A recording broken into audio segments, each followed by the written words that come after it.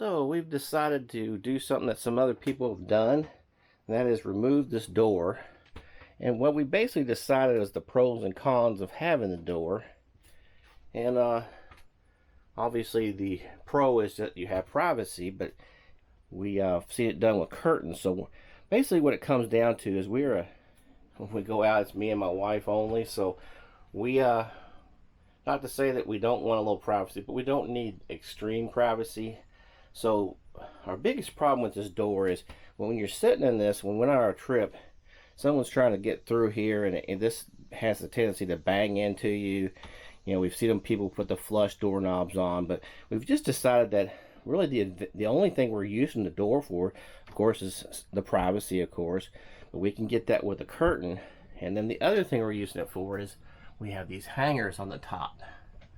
And so we've decided that we're just going to do away with the hangers, and we're going to add some hangers on our back wall. We've got this whole big back wall back here. We're going to add hangers back here on that back wall.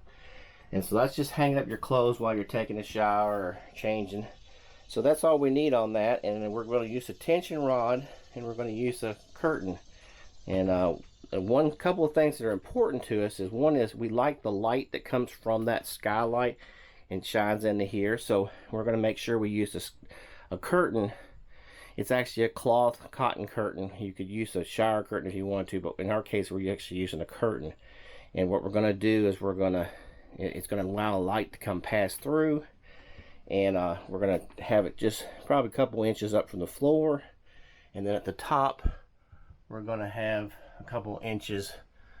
That way it allows that air, when we have our fantastic fan running, it'll allow that air to pass through without making the curtain billow. So what we're going to do is we're going to go ahead and remove the door and put our tension rod in. And really pretty much just to remove the door, you got 6 screws. You've got 2 here, 2 in the middle, 2 at the bottom, and then all we're going to do is set up a tension rod set up with a little half moon or something up here at the top. It'll be across the top. The main thing with this is we want to make sure this curtain's not going to be more of a pain than the door was. So we're going to see how that works out. And of course we'll hang on to the door. If we ever sell the camper, we'll have the door go with the camper. That way a person has a choice. Like I said, we have a grandchild that goes with us occasionally, but I think the curtain will be okay even for her. It'll give privacy when needed, but it'll still not get in our way. So here's what I'm using for this project. I'm using a Walmart tension rod. This is an 18-inch to 28-inch tension rod. And what I'm going to do on the edges, just to keep from dropping down, I'm going to actually use these. These are actually water caps off of water bottles. I'm going to put those on each side with a little screw in the middle to hold them in place, and that'll keep that whole thing from dropping down. So we got to get this door removed now, so that's our next step.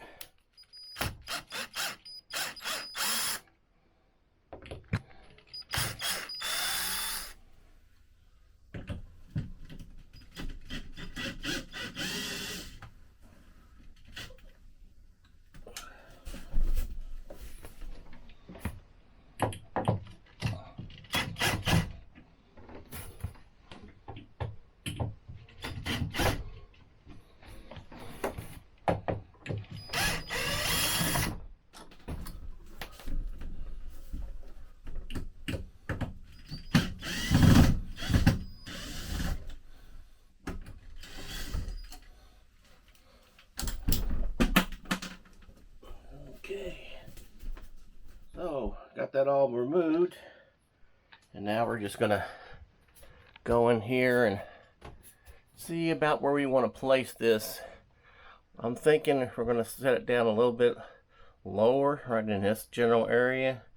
That way we leave a gap at the top for the air to flow through, and then we're gonna have to hem it at the bottom to have a gap down there. Okay, I got this first one up there on this side, and I had a little trouble on this TV side. I believe there's a piece of metal that runs through this strip, so I went in there and my screw hit something hard, so I ended up having to take a drill bit like this and drilling through. I think there's a piece of metal in there, so that's what I'm hoping this screw here will catch a hold of that when I go through. So we'll see how that works.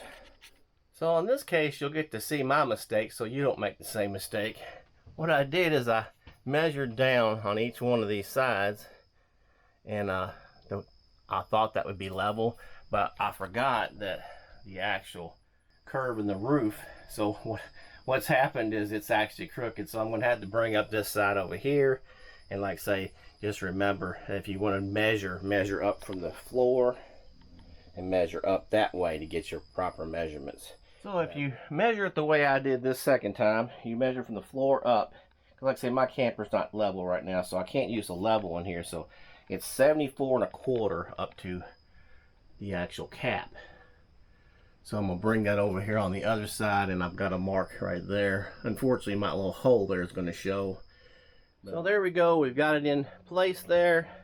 And like I said, we've got to take this and we're gonna hem it down at the bottom to where it's at least, I don't know, a couple inches off the floor. And then our hope is that it doesn't billow too much when that fan's running, but it's getting what we wanted, which is that it has the light coming through there, which is what we wanted, that some light to come through from that bathroom. And you can't see through the curtain if someone's sitting in there or in there doing a shower. You can't see in there. And like I say, I think our what we're going to do with ours is we're not even going to make it to where we have to slide it over. We just, when we go in, we'll just pull it aside, come on in, and then let it fall down, and it should fall right back into place. So here's the finished product.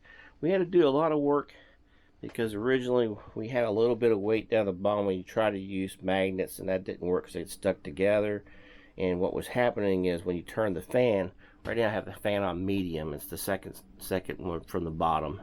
We normally either use low or we use the next one up, and we got it next one up. And what was happening is this was billowing in quite a bit, about way in like this, which was kind of a pain. So we fixed this up and put some kind of, they're like little marbles or weights.